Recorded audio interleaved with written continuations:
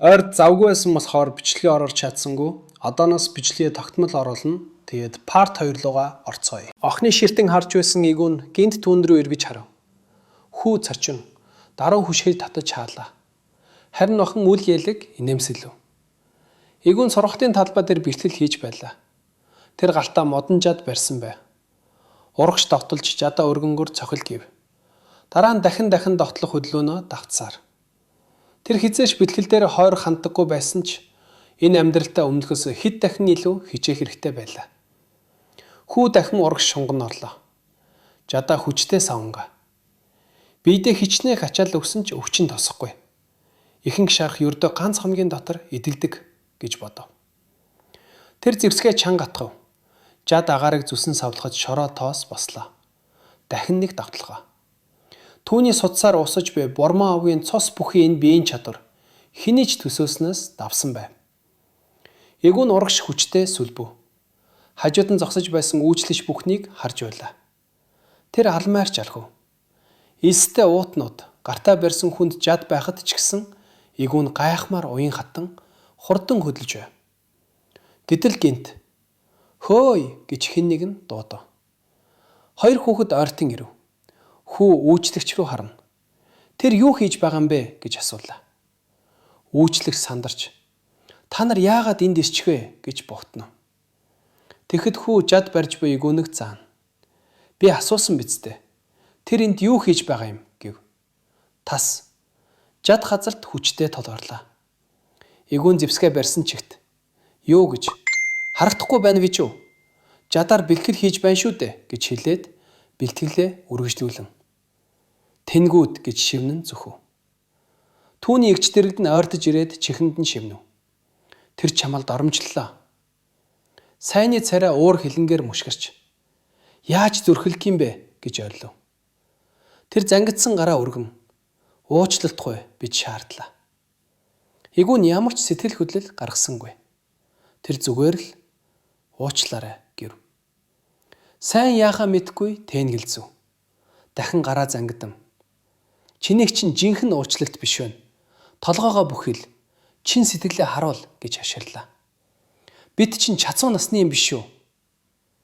Тэр санаа алдав. Яахаараа найздаа толгоо бүхийх хэвээр юм бэ? Гараа даллан.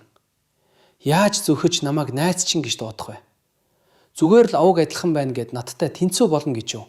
Гэж ууртай хэлв. Эгч нь түүний зүг эргэж тэрэгний тухай мартчихаа юу гэж сануулав. Сайн игүүн рүү хуруугаараа зааж чи ирсэн тэргээ угаагаад өг. Мал адгуулдаг үнэр нь шингэчихсэн байгаа үз гэж доромжлоо.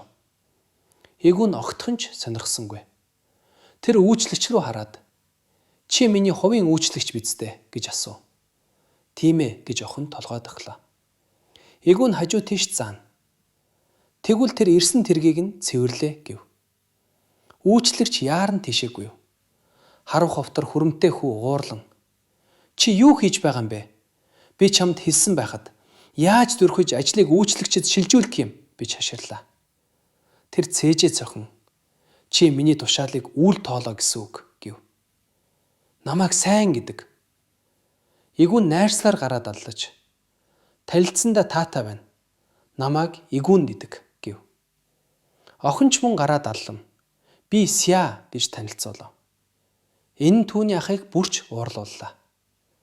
Тэр миний тушаалыг үл тоолоо. Ингээд өвшөөд үзүүлэх хэрэггүй. Түүний харц сурвалтын илд дээр тусав. Тэр илдийг шүүрэн авч урдаа барим. Намайг доромжилсны төлөө би чамайг тулаанд дуудъя гэв. Игүүн үл ялэг инээмсэглэв.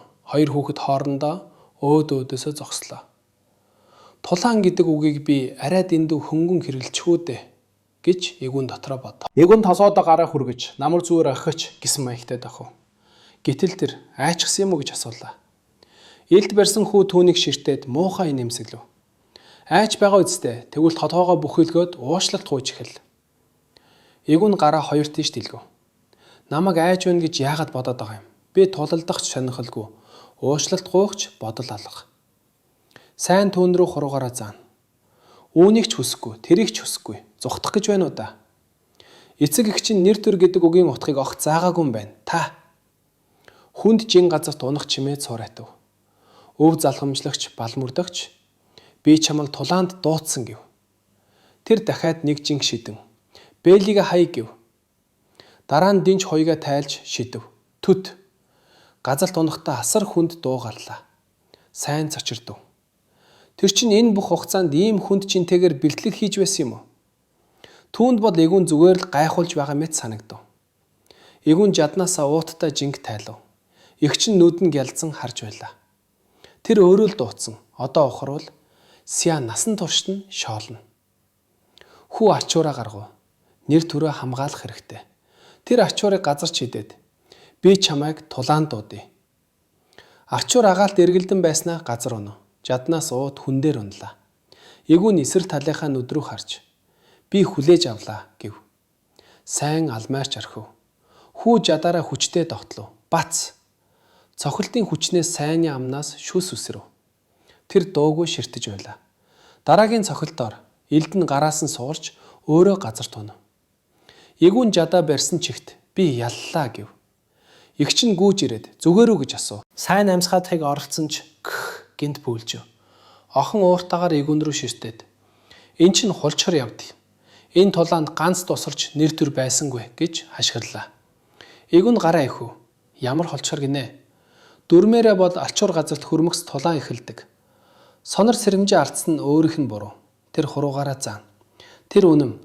Гэхдээ чи бэхлэл хийж мань ашигласан биз дээ. Эгүүн жадаа хайчав. Үгүй.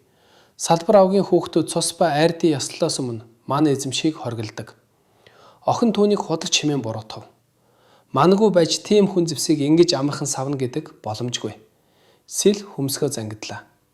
Бас түүний дайралт хит хурдан байсан. Ах минь бүрэн бэлдсэн байсан ч хамгаалах ямар ч боломж байгаагүй. Эгүүн инээмсэлэн эрүүгүй элээ зогслоо. Түүний нүд зүгээр нэг харж байгаа юм биш бололтой. Охин хөмсгөө атруулна түүнийг урт хилтэйг анзаарав. Ийм үгийг хүмүүс түүнд байнга хэлдэг байх. Тэр тулааны агшныг эргэн санав. Ах нь юу ч хийгээгүй гэсэн үг биш. Эгүүндийн жад түүнд бараг хүрэх шахад тэр инстинктээр арга шухрам хохирлыг багасгахыг оролдсон байлаа. Жинхэнэ тулааны туршлага бараг байхгүйг нь бодоход энэ үнэхээр гайхалтай байв. Эгүүн хөмсгөө жаахан доошлууллаа. Потенциал ихтэй юм. Гэхдээ боромгийн жинхэнэ залгамжлагч гэхэд хитрхи хол байна. Сайн цээжээ барин босоод хулчгар гэж хашгирлаа. Эгүүн инэв. Яг л ихэр юм шиг. Бүр ижихэн үг хэлж байна. Тэр ялагдагч руу ойртлоо. Хүүгийн ам бөөлжсөөр бүрхэгдсэн байв. Хэрвээ өөрийгөө овгийн нэр төртэй залгамжлагч гэж бодож байгаа бол ялагдлаа нэр төртэйгээр хүлээн зөвшөөрөх ёстой. Тэр эргэн харлаа. Ялагч гараа ихв. Арай жаахан зөөдрүүлж болох байж дээ. Хэрвээ үндсэн удмын нэгэнд ингэж хийсэн бол тэд ингэж зүгээр өнгөрөхгүй л байсан байх. Тэр үед нэг эр тэдний зүг алхаж ирж байлаа. Царайн чангарсан, нүд нь хурц. Эгүүн түнд рүү харав. Цээжин дээр нь арслангийн сүлд байхгүй. Жирийн нэг рейцер бололтой. Гэхдээ хүч чадлыг нь үгүйсгэх харахгүй. Тэр үнэхээр сүрлэг харагдаж байв. Хүүхэд гинт өөлж эхлэв. Тэр азраагийн цээжинд нүрээ шигтэн. Би хөдөөний нэгэнд ялагдчихлаа гэж хэлэхэд нь царайнуулаа. Өөрөө тулаанд дуудсан атлаа ялагдсан. Эрэгтэй хэсэг бодож зогсоод хүүт харцаа тусган бүхийж. Өөрийгөө танилцуулаагүй дээ уучлаарай. Намайг Азарэ гэдэг. Би сайнны бэлтгэлийг хариуцдаг хүн гэв. Хүү түүнийг харж намайг Эгүүн гэдэг. Би Гетал хотоос ирсэн гэж хариулав. Охид жаахан хол зогсож байлаа. Багшийн мэдхээр бол Жерард овг яг тэр хотод байрладаг. Тэгэхээр энэ хүүгийн эцэг гэвч Азарэ Эгүүнгийн нүд рүү ширтэн. Энд яг юу болов гэж асуув. Хүү харцаа салгасангүй. Сайн надтай тулаан дуудсан. Бас миний эцгийг доромжилсан. Эрэгтэй дэргэд байсан хүү сандарч "Тийм бишээ" гэж хэлээд аам түүнийг нэр түр гэж юу байдгийг заагаагүй гэж хэлээд бүр холчор гэж доромжилсан тул тэр хөмсгөө зангидан энэ нь зөвхөн өөрийг нь бус аавыг нь ч бас доромжилсан хэрэг гэв. Тийм байхад яаж энэ хүнийг дуэл дуудах шалтгаан биш гэж бодож чадна гэж тэр ингэж бодов. Дараа нь хүүг дагуулan холдуулж шахахыг нь ачилж өвөө гэж санал олов. Охин гараа дална баястай гэж тахав. Хазар түүнийг удахгүй дахин харна гэж найдаж байлаа. Тэр ч мөн гараа даллан хариулав. Хожим нь тэр ширээний алд хооллож байв. Үүслэгч бүсгүй галтаа тэмдэглэл барьжээ. Тэр буцаж ирснийг нь анзаарав. Таны даалгаврын тухай. Өнөөдөр өдөд донд залуу ноёд Дикон, Хансан, Жүүс ирнэ. Гаргоолоод. Харин Дезери орой порталын замаар хүрэлцэн ирнэ. Тэр махнаас нэг хазан. Тэд бидний боцсноос эрт цугларч байна. Ёслол тун удахгүй эхэлнэ. Тэр залуу гэрээс галлаа. Нар улаан хевсийг гийгүүлэн тосгоно. Бермонт. Тэр толгоохоо өргөв. Өөрийн удам ухсааг зодох гэж байгаа мэт бодогдом. Тэдний хит их уурлуулахгүй байхыг хүсв. Нударгаа чангаллаа. Өөрөө бол тэдний үр удам болж дахин төрхийг огтхон ч хүсэхгүй. Инээмсэглэв. Сян охины өмнө зогсож байв. Хүү толгоогоо доошлуулан бодогчээ. Бор үстэй эмэгтэй Синсэ хаан. Миний хүү, салбар овгийн нэгэн жаахан хүүд дөөл дуудагдаад ялагдчихсан гэж юу хэмээн асуув. Үндсэн гэр бүлийн 2 дахь эхнэр Анасилла байлаа. Хазрыг толгоох удайлган. Тийм ээ гэв. Анасилла хүүрүүгээ үл ялэг инээмсэлэн наашир гэж хэлв. Сян гимсэн царайтаагаар ээж рүүгээ алхлаа. Бор үстэй эмэгтэй Синсэрэ хүүгийн цээжийг хатгав. Үүнээс ч зайрч чадахгүй юу гэж Анасилла ёочтой инээмсэлэн асуулаа. Өвдлөө гэж Сян дуугарлаа. Эмэгтэй доош харж хорон харцаар. Хөдөлгөөнгүй зогс гэв. Охин тэр ирийг дуудан харлаа. Дараа нь хазрын руу занд хийсэн харцаар. Тэр хүү үнэхээр огт ичид ашиглаагүй гэж юу гэж асуув. Багш шад руу харж түгсэн янзтай. Тийм ээ. Тэр Жерардын хүү. Бид нь өчүүхэн ч ичидийн энерги алга гэв. Сян гайхсан харцаар ээж рүүгээ ширтэв. Брюнет бүсгүй охиноосоо. Ах чинь яаж ингэж ялагдав гэж асуулаа. Сиале 50 царайтаагаар Анасилла руу харж. Дөөйл эхлэнгүүт Юужин шууд жадаараа зогсон. Энэ нь Сянд гинтийн зүйл байсан. Ах босох гэж оролдсон ч Юужины жад түүнээс хурдан байсан гэв. Анасилла дургуутсан харцаар. Ялалт ганц сохилтоор шийдэгдсэн гэж юу гэж асуув. Сян хөмсгөө атруулан шал ширтэв. Ээж рүүгээ гимсэн нүдээр харлаа. Анасилла хүүгийнхээ нүрийг алгадлаа. Тэр уур хилэнгээр дүүрсэн харцаар. Өөрийн эхлүүлсэн дуэлд олны өмнө ичид ч эзэмшээгүй нас чацуу нэгэн жаахан хүүд ялардна гэж яаж чадваа химэн загнав. Хүүгээр манай part 2 дууслаа. Тэгээ удахгүй part 3-аараа уулзцгаая. Баяртай guys.